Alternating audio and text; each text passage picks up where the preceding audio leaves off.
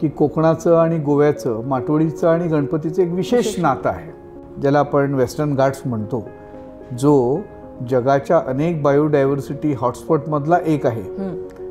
याच्यामध्ये या गणपतीचा उगम झाला. अशा ह्या गणपतीला घरात आल्यानंतर आपण जंगलात असल्यासारखंच वाटावं म्हणून काहीतरी वर जंगलाचाच आजच्या भाषेत डेकोरेशन ज्याला आपण म्हणतो, की अनेक औषधी वनस्पती ज्या माणसाला सापडल्या त्या आणून त्यानं माटोळीला लावलं. बघा, हे औषधी आहे म्हणून त्याला स्थान देण्यात आलं. साधारणपणे 500 वनस्पतीचे प्रकार हे माटोळीला गोव्यामध्ये बांधले जातात. तर माटोळी हे अस्सल निसर्गाकडे जाण्याची परंपरा होती. गणपतीची पूजा करण्याआधी माटोळीची पूजा केली जाते. माटोळी लावल्याशिवाय गणपती येऊच शकत नाही घरामध्ये. तर ते मूल काही काळ माटोळीला बांधण्याची संकल्पना आहे.